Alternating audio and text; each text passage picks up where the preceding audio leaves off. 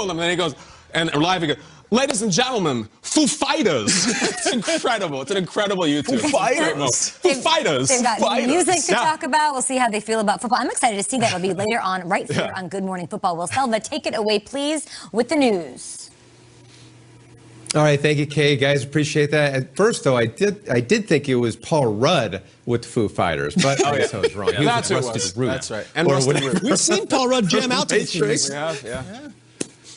Yes, we have seen that, but that's why I love the mixed bag trivia. Anyway, that's for another show. Thank you, Kay. Appreciate that. Well, for Christian McCaffrey, this has been a season really to forget when you think of the injuries he's had to deal with. There was that high ankle sprain, then he had the shoulder issue, and now a new ailment has popped up for the Panthers running back. Head coach Matt Rule saying on Thursday that he doesn't expect McCaffrey to play Sunday against the Broncos. CMC injuring his thigh working out on his own during the team's bye week. It looked like McCaffrey was on pace to return from a shoulder injury to face his dad's former team, but now fantasy owners take note. They will have to look to Mike Davis once again.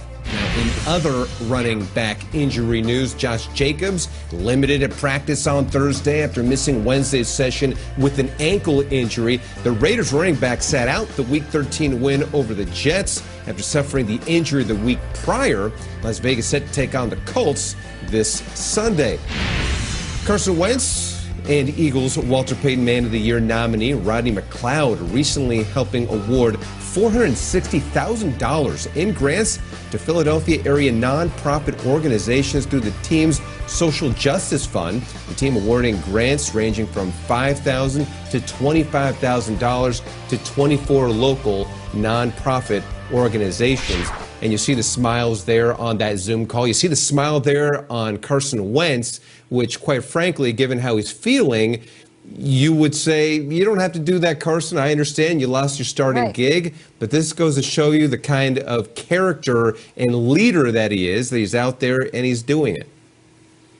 Yeah, one of the reasons he was signed, drafted, one of the reasons he was given a big deal, one of the reasons he was given that franchise money and that title. So we'll see how it goes up against the Saints. Tough one. Saints coming into town with that #1 defense. We'll appreciate you and talk to you a little bit later. They're taking on those struggling Eagles. And with more on this matchup, here's our very own Stacey Dales. Okay, 24 teams have fewer giveaways than Eagles quarterback Carson Wentz. 19 on the season, does lead the NFL. Thus, a quarterback change was in store this week, and now it'll be the rookie Jalen Hurts making his debut against the Saints. He said on Wednesday it's a great opportunity moving forward. Center Jason Kelce was quick to point out, hey, this doesn't solely fall on Carson Wentz. The entire offense has been, quote, terrible. The offensive line, running backs, receivers, even the coaches, but something's got to be done to spark this thing and make a difference. Enter in Hurts, now facing the NFL's #1 ranked defense, safety Malcolm Jenkins, returning to face his former team, does so with a lot of respect for the rookie. He told me this week, yes, he's a mobile quarterback, a strong runner, but he's got a really big arm. And this isn't one of those times where you can just load the box and dare him to throw it. He is a more than capable passer, but no doubt when he is on the run, it's something we're going to have to address. We'll see how it plays out on Sunday in Philly, okay? Yeah, Stacey. We'll address that quarterback situation in a minute. How about this? You want to take a moment to say congratulations. Stacey Dales, we love you here on the show. We wouldn't be Good Morning Football without you. And you were informed that you were going to be inducted into the Oklahoma Sports Hall of Fame following an absolutely prolific basketball career. So I'll let the guy, Boomer! I mean, this is incredible.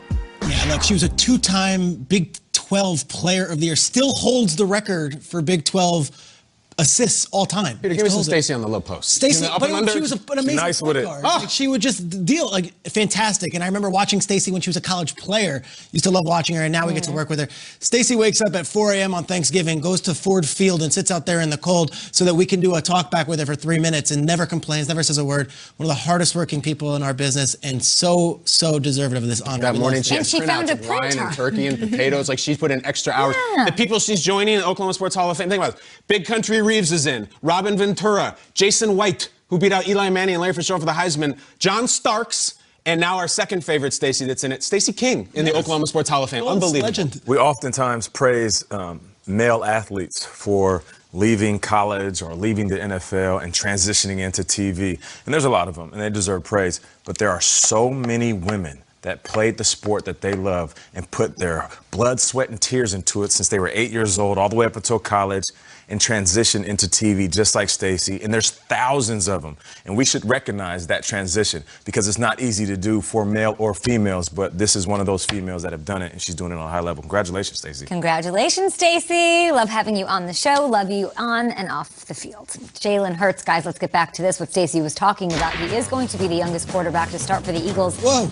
Who is this, Schrager? It's Jack Concannon. Okay, well, this is 1964, week 13, no big deal. Concannon threw for 134 yards, 2 touchdowns, and he rushed for 99 yards on 8 attempts. Okay, he's got legs. I love it. He went on to beat the Cowboys in that game 24-14, guys. Gotta love it. What are realistic expectations for Hurts against the Saints, who, yes, they do have the top-ranked defense? Yeah, go and play the #1 seed in the NFC. Go play against a top-ranked defense. And, oh, by the way, your head coach, your general manager, everyone in local radio wants them both out this offseason. Like, go save the franchise, Jalen Hurts. Basically. This is an incredibly uphill battle. Oh, and by the way, the offense isn't built for you all offseason with no reps during no training camp, no this is an incredible uphill battle. I would say have patience with Jalen Hurts. Do not expect him to come out here guns blazing and blowing out the Saints. I would say let's be reasonable in what we're getting this week. It's not like he was getting reps with the ones over the summer. He was the #2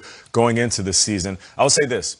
He's going to make a mistake, whether it's a botched snap or an interception, but just make more plays than you make mistakes. It's very simple.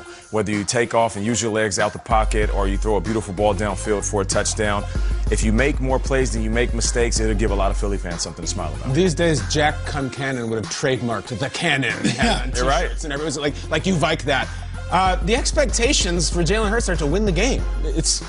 I don't know if that's going to be the results, but honestly, guys, I look at these rookie quarterbacks differently depending on their college experience. No one had a bigger experience than him. No one played in higher stages. He knows what it's like to be benched, just like Carson Wentz just was. Great athlete, great player. Saints are on their backup quarterback, too. Nobody's unbeatable. The expectations are you're drawing a paycheck. Go win the game, move the ball down the field. Now, I don't know if that's going to work out. Saints are brutal, but he should go win. And anything else, Peter, well, you got to win the game. Yeah. Go win. You're a winner. You've always been a winner. Go get it. I love it. The strength of that number.